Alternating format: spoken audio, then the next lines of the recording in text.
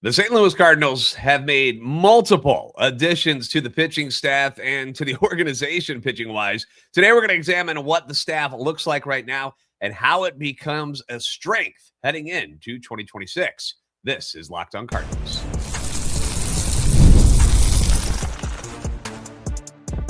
You are Locked on Cardinals, your daily St. Louis Cardinals podcast, part of the Locked on Podcast Network, your team every day. Hey there, Cardinals fans. I'm JD Hafron, a former national radio sports anchor, born and raised in St. Louis, a lifetime Cardinals fan, and welcome to another episode of Locked on Cardinals, part of the Locked on Podcast Network, now the number one sports podcast network. Thank you to our everydayers for being here, and of course, to anybody new coming in. Welcome. Hope you enjoy the content. This is a show serving Cardinal Nation and giving you all the info about the birds on the bat. Today's episode brought to you by FanDuel. The division round is now here, and FanDuel is officially in playoff mode. So visit FanDuel, an official sportsbook partner of the NFL, and grab your profit boost pack every NFL playoff game day. On today's show, we are focusing on pitching side of things with the Cardinals heading in to the new year. And to help us piece together this puzzle known as a pitching staff, we've got our buddy Thomas Gauvain from RedwordRants.com joining us. Good morning, Thomas, and Happy New Year, buddy. Good morning to you. Yeah, it's been a while. We haven't gotten caught up in quite a long time. Like before Christmas was the last time we spoke. Yeah. So it's good to have your smiling face back in here again. I'm sure our listeners and viewers are happy about that. They're probably tired of seeing this mug constantly by itself. So good to have you on board, buddy. Speaking of new faces, the Cardinals are doing something, Thomas, that frankly I'm loving so far. And that's adding arm on top of arm on top of arm to what was a very depleted Cardinal organization when it came to pitching. It was something that Chaim was very honest about when he took over, that they wanted to add young, controllable arms first and foremost, but also just needed to get more guys in the door and add some depth to what this organization had already. Last year, the Cardinals got, as you and I know, very lucky, right, with how their starting rotation was able to stay healthy. But we know that's not how things normally go. And after we said goodbye to guys like, your favorite pitcher, Eric Fetty, Steven Matz, Phil Maton, Ryan Helsley, there weren't a whole lot of guys that, were ready to make that jump, right? They were ready to jump into the major leagues and take on those roles, whether it was due to injuries, whether it was lack of production, or they just weren't ready to be in the big leagues yet. Now it feels like to me that Chaim has replenished a lot of those empty holes in the organization. And I'm not just saying major leagues, I'm saying in the minors as well, with not so much top tier guys, but capable guys with upside who are either well thought of prospects or have shown they can pitch in the big leagues. Thoughts on that, right or wrong? Chaim's doing a pretty good job with that. He has been doing a good job. You look at the trades, he's brought in all those arms from the Sonny Gray and Wilson Contreras trades. Those are strong minor league depth guys, some with solid ceilings as well. But then there's also the minor league free agent signings. Jared Schuster from the left side. They just signed Bruce Zimmerman as well. You go way back to November. Scott Blewett was signed back then too. So there's just a bunch of replenishments that have been coming the way.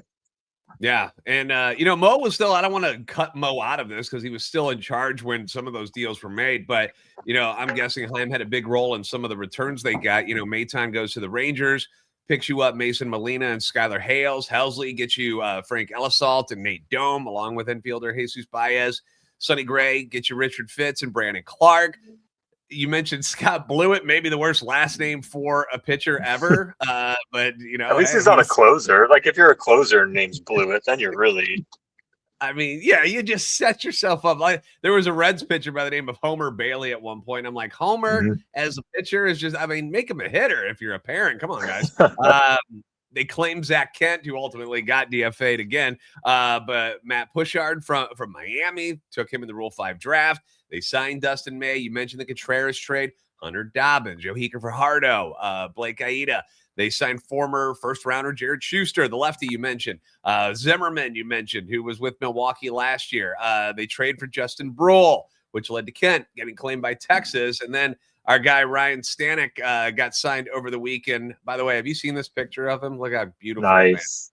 That guy, I'm so glad he's on a Cardinal now. That's so good. But that's a ton of arms, dude. You know, they just added to this organization, and there were also some Rule 5 minor league guys brought in as well that, you know, maybe we're not all that familiar with. But of the guys I named, my math's not always great, but I think I was at 16 brand new arms in 2026. 16. It may not be done yet, and I hope not, because I'm loving every bit of this. And sure, you lost some solid dudes along the way. Phil Maton, now a Cub. Gross. Helsley's now an Oriole. Matz goes to the Rays. So those guys got flipped, and at least you got something in return, because they were bolting anyway. They were no longer going to be from the St. Louis Cardinals, more than likely. So you were able to flip those guys and turn them into a couple of pitchers each. Sonny goes to Boston. That's obviously, you know, you would love to keep Sonny Gray, but you get it. And then, of course, you've moved on from some of the leftover guys like Michaelis, Hey Alcala, John King, Roderick Munoz. Like, you're not going to miss those guys. The one guy that I know that you and I both are like, oh, that one stung. Cade Winquist getting taken in the Rule 5 draft. Boy, we both have had a chance to chat with him. So him going to the Yankees, best of luck to him. I hope they send him back. I hope they don't have room and he has to come. A lot of new blood coming in, and I'm thrilled with it. And you team up these brand new guys that you got along with prospects that you already have. You got your first round pick, Liam Doyle, who I saw this morning got ranked by MLB Pipeline as the 4th best left-handed pitching prospect in all of baseball. So obviously feeling is huge there. Quinn Matthews, Eshawn Henderson, Bryson Motts, a hopefully healthy Cooper Jerpy, who should be back this summer. Chaewin Lin, 2nd round pick Tanner Franklin, Luis Gastelum, Max Ratchik, he's still around, former minor league pitcher of the year for your organization in 23. Takoa Roby and Sim Robertson are on the mend, but should be back in 27. And now you're looking at something that has gone from what everybody looked at as a major, major weakness to a strength in a very short period of time. Are you as impressed with this as I am, or am I just drinking that Cardinal Kool-Aid? No, I like it. It's a lot of depth. I mean, you've heard it feels like since 2022, the narrative from the minor leagues has been we don't have pitching that can come up and be reliable in the majors, even if it's just a spot start or 15 bullpen innings by the end of the year. We don't have those guys. That's what it's been. And now there's just so much replenishment. There's so much depth there. It's not high end. It's not guys that are going to be like, we're not throwing a 23-year-old Ryan Helsley out there again to restart that, but it's guys who can fill in some innings, give the more reliable major leaguers a breather for a day or two. It's those types of signings that we need.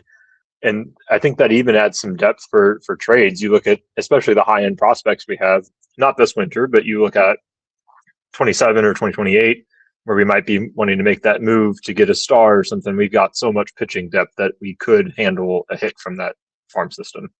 Yeah, absolutely. You know, Chaim set a goal, has followed through on it so far, which I think people should be pleased with, because the last guy who was in charge, people felt like he didn't really tell them what the hell was going on most of the time, and that upset fans that they weren't in on what was happening with the team. So will all these guys pan out? Of course not.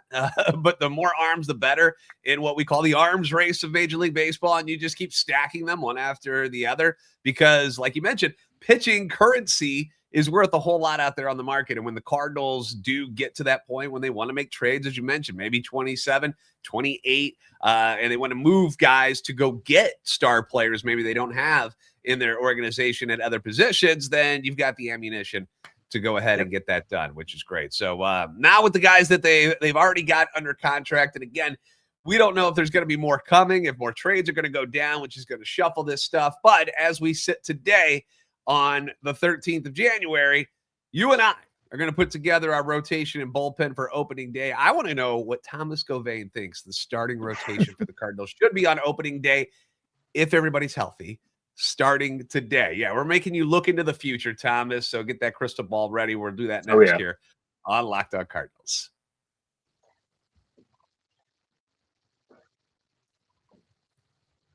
The division round is here, and FanDuel is officially in playoff mode. Every game during the NFL playoffs, FanDuel is giving customers even more ways to get in on the action, because right now, every NFL playoff game day, FanDuel users get what we call the Profit Boost Pack. It's waiting for you inside the app each game day. You're going to see this pack, and it's loaded with multiple profit boost that you can apply to the bets that you like the most. We've already got division round schedule ready to go. Saturday's games, Bills at Broncos, then the 49ers at the Seahawks Sunday, Texans at the Patriots, Rams at the Bears. Please, Rams.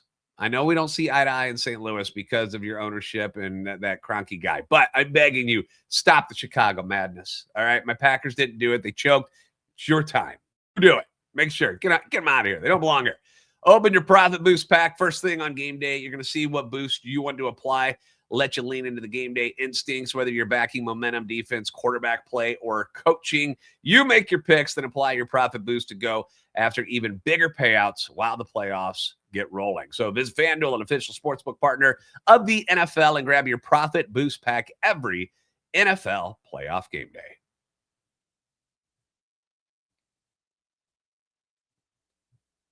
Thanks for making Locked On Cardinals your first listen of the day. Thank you for making Locked On the #1 sports podcast network. You already live your team every day, so take it up a level now and go ad free. Join the Everydayer Club today. Get Locked On Cardinals with no interruptions, the members-only Discord, access, and more. All for just $5 a month, or you can go $50 for the annual and do $50 a year. So go to LockedOnSTLCardinals.supercast.com or check the link in the show notes to learn more.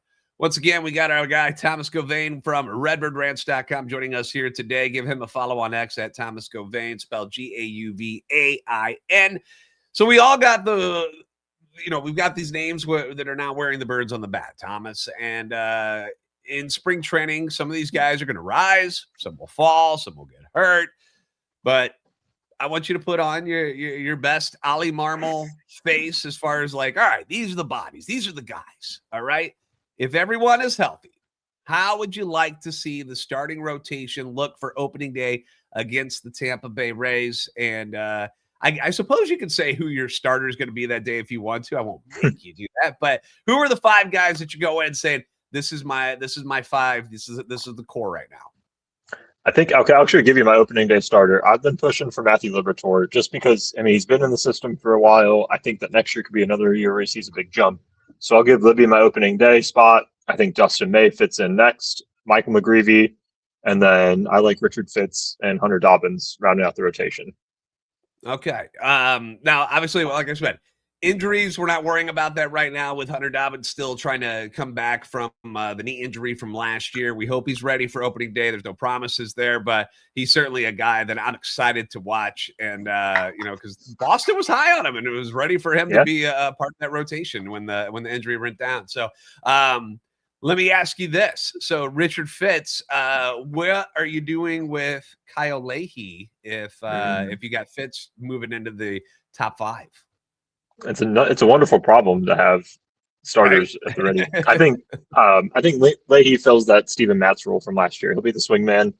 I think he'd be a nice spot starter. Give him 5, 6, 7 starts throughout the year just to spell some guys. Liberatore has the highest innings total out of any of these guys, I think, and that was just last year. And even he needed some breathers. So I think Leahy, and then I'll even throw in Palante as swingmen out of the bullpen to get some spot starts here and there. They could go 3 innings in relief if we needed them to.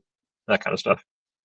Isn't it wild to see how young this team really is? And I just take away the ages because that's not what I'm concerned with. But when you look at it, Libby basically a rookie as a starter last year, right? We know he was a relief pitcher, but it was his first year as a major league starter. Michael McGreevy was a rookie last year. Hunter Dobbins was a rookie last year. Richard Fitz was a rookie last year. Isn't that nuts to think about that? This is what the Cardinals are rolling with. I don't say it's a bad thing. It's just like when you look at it like that, this is a young group of guys that are going to lead this team. Dustin May being the veteran under the age of 30 is nutty. My grouping, I had May, Libby, McGreevy, Dobbins, and I'm giving Leahy the benefit of the doubt just because he just seems like the more I hear about it, the more I'm like, I feel like they want him to take that role. Spring training obviously will tell us who ends up winning that role eventually. But yeah, Fitz or Leahy. What does this do for your bullpen? Because there's a lot of arms back there that we got to sift through now because of the additions, which again, good problem to have, right, Thomas? Yeah. Oh yeah, and we're playing a game here where there won't be injuries, but there will certainly be injuries in spring training and early in the year. So just to have that depth is wonderful. My bullpen, right off the bat, I'm going to say I think Romero's traded at some point in the next 2 months. I don't expect him to be on the opening day roster, so that throws things off a little bit. I've got Matt Swanson, Riley O'Brien. I mentioned Leahy and Palante as swingmen out of the bullpen. Ryan Stanek, Brule. How did you say it? I can't remember how you pronounce his name. The new guy. Justin Brule. Thank you. Yeah, Justin Brule, Matt Pushard, and then Ryan Fernandez.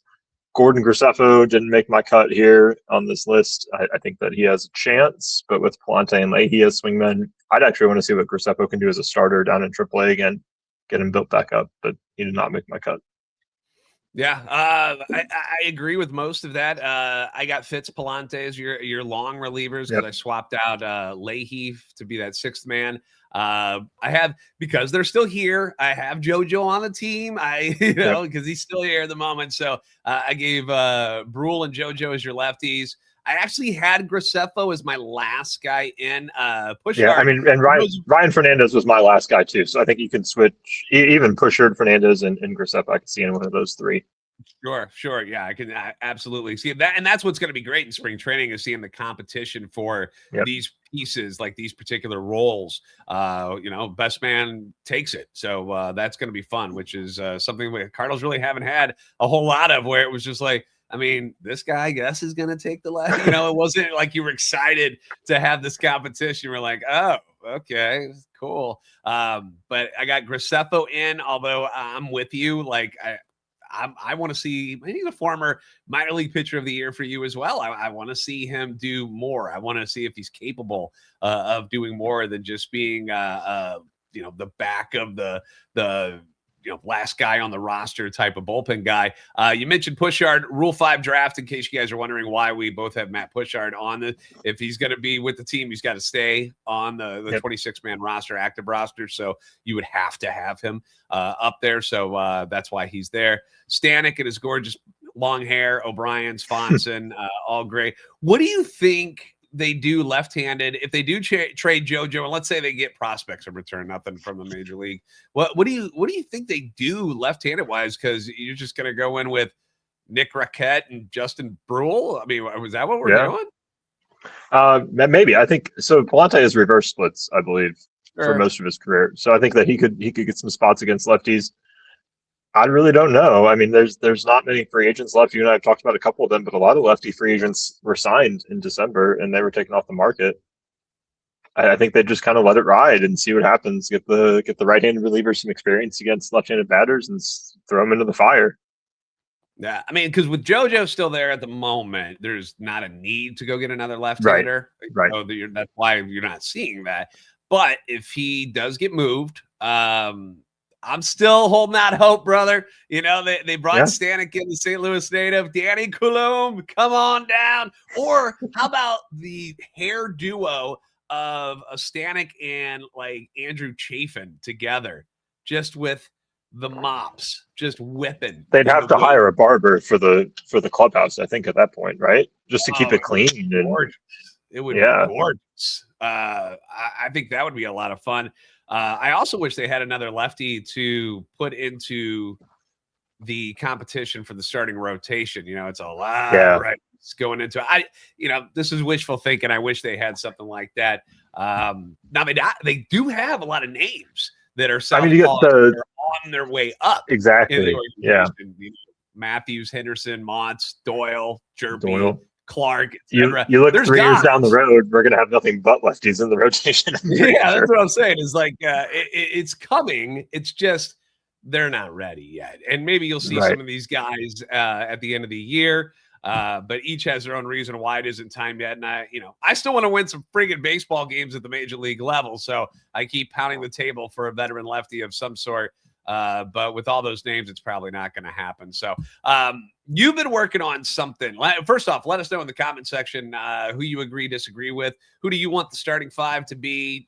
Again, pretend everybody's healthy going into it. Dobbins is healthy. The knee feels great. Let him know if he's a part of your rotation right away. Is Fitz? Is Leahy? Who do you want to see up there? Who's got the nuts to put Palante in the rotation? I want to see it in the comment section down below. And then, of course, let us know what your rotation will look like. But, Thomas, you've been working on something for RedwoodRanch.com about individual seasons, good ones, not negative ones, which a lot of people have been negative here in the offseason, but you put together some good ones. We're going to jump into that and talk a little bit about what those damn Cubs did over the weekend as well. This is all coming up on Locked On Cardinals.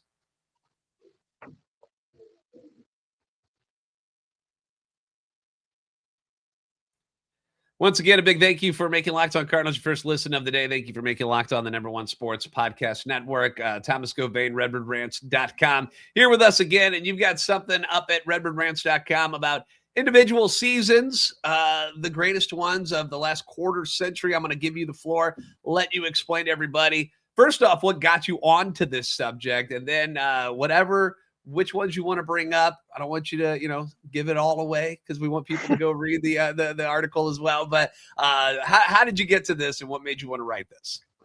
Our site editor over at Redbird Rants, Josh Jacobs, wrote about the all quarter century team for the Cardinals. Bears fan Josh Jacobs, by the way. Yeah, right. He was at the game this weekend. He's living his best life right now, I think. Oh, gosh. He wrote the all quarter century team. That gave me a little bit of inspiration. There's a guy on Twitter, Yankee World, I think is his name, and he's been doing all quarter century by position. And so both those things combined, I was like, let's just make a Cardinals 10 best seasons of the first quarter century. It was the hardest part about this wasn't necessarily like which one's 10th, which one's first. It was not putting Albert Pujols' 10 seasons in the top 10 list. The answer is Albert Pujols. Thank you for reading. Yeah, right. Yeah. So finding Albert Pujols, non-Albert Pujols seasons thrown in there. It all depends on defense versus offense, all around season. That was kind of tricky as well. But it is not all Albert Pujols. He did snag 4 of the spots, and it was tough to figure out which one was 1, 2, 3, and 4 of those 4 seasons. Yachty makes an appearance in there. You got a couple of pitchers as well. The big 3 from the early 2000s is thrown in there as well. So it was a fun project to work on. And I put at the beginning of it that nobody is allowed to berate me for it because it is a ranking list and everybody's got different opinions and different preferences. Yeah. And part of it too is going through it. And I go down these rabbit holes all the time where I just start reading about, because things aren't so great right now at the major level for the Cardinals. We're rebuilding, and we understand that. But how good these rosters were in the past. And, you're just talking about the last quarter century where just how amazing and some of the names and the teams that these guys put together. It's shocking they didn't win more World Series championships. Oh, it's crazy. How good some of these teams were put together. Yeah, I mean, you look from even 2001 all the way through 2019, you could probably stretch it. Definitely 2015. The amount of talent on the roster and the individual fantastic seasons that we had, it was crazy. And you've got a couple of tops, like 2007 was a little bit rough. You look at that too.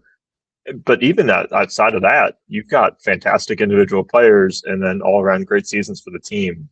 It was a wonderful time to be a Cardinals fan. It still is. Like, it's different, but that era was fantastic.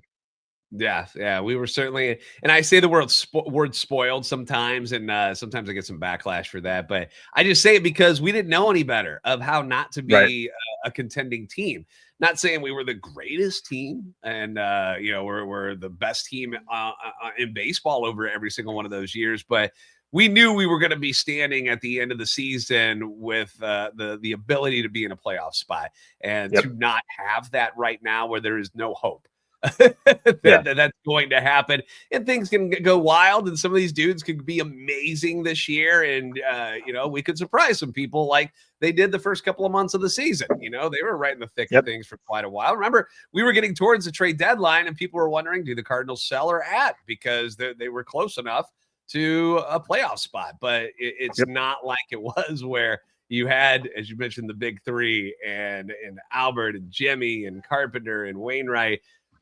Larry Walker was a bit piece for the Cardinals at that point in his career. Yeah. But it was Larry freaking Walker was on the team. Yeah. Edgar Ryan Ludwig. Like, Ryan Ludwig had fantastic seasons too, and he was the 5th best hitter on the team, probably.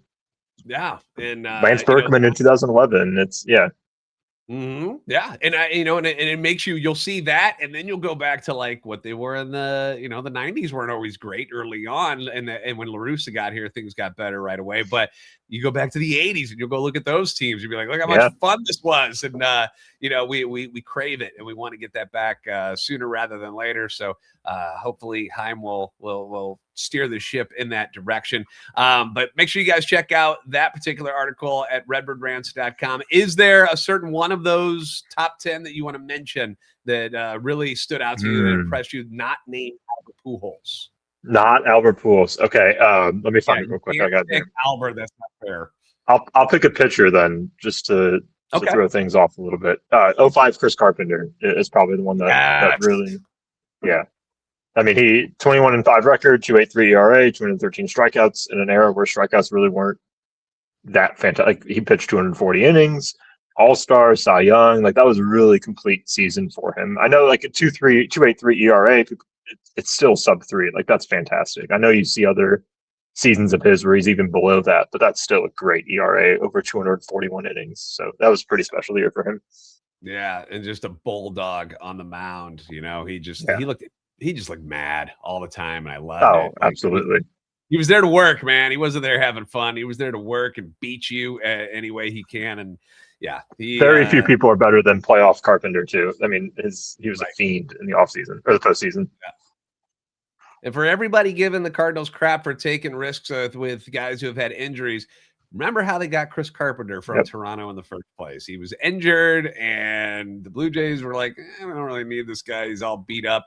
Cardinals took a risk, signed him. He was out the entire first year that they had him in their organization, and then blossomed into one of the best pitchers in Cardinals history. So are you saying that Dustin May is about to win a Cy Young? Is that what you just said? That's what I heard, I think. I'm not going to go that far, but hey, sometimes you got to take a swing, Tom. This is what I'm saying. Oh yeah, I agree. Guys, they have there is a possibility they bounce back too. There's a chance they crash and burn. It does happen, but sometimes you got to take a swing and see if it works. And that one for sure worked for the Cardinals. Oh yeah. There's no looking back on that one. Yeah.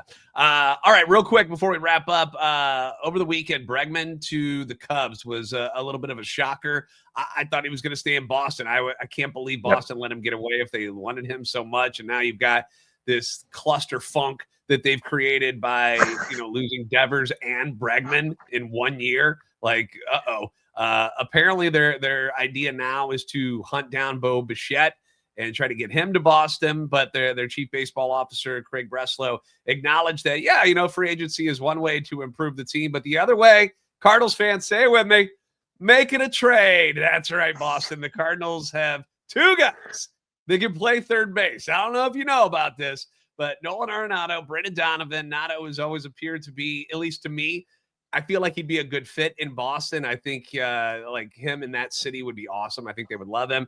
His buddy Trevor Story is there, the Green Monster. And then there's Donnie, who would also, I think, love it there and thrive, can play in a bunch of places, but is going to cost a whole lot more to get him. So I'm going to let you make a decision here, and you got to pretend you're Breslow. Now, pay a crazy amount to Bo Bichette, which means you got to outbid everybody, like the Phillies, Toronto, everybody who's gunning for him. Trade for Donnie and give up even more top prospects to St. Louis, or work out a deal for Arenado that cost you very little.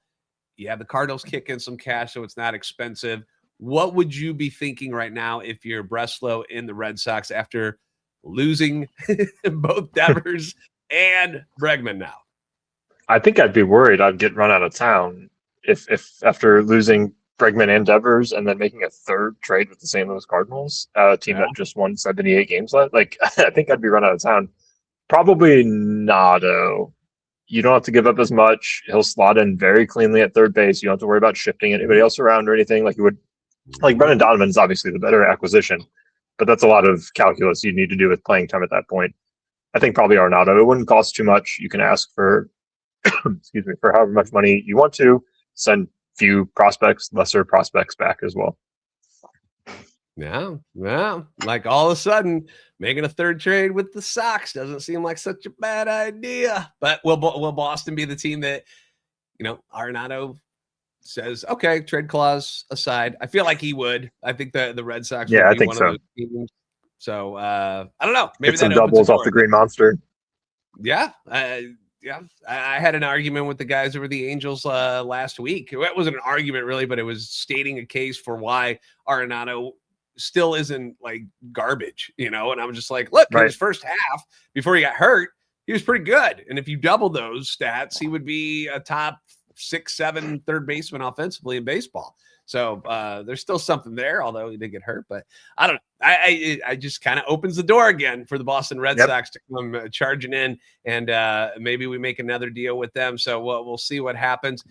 If Nato goes to the Red Sox, any thoughts on where you think Brendan Donovan might land at this point? And then again, it all depends on where Bo Bichette ends up signing. We know Ketel Marte's off the market now, which is great, which moves Donovan up a tier in the list there. Where do you think with that? Seattle or San Francisco, I think, for Donnie. Those seem like good fits. They both seem to be pushing pretty hard. The Royals, I would imagine, are still hanging out there. I don't love the package we could get from them, though, as much as the other, especially Seattle. Like, if we can get a Seattle trade, that'd be huge for the team. So I think Seattle or San Francisco for Donnie. Okay.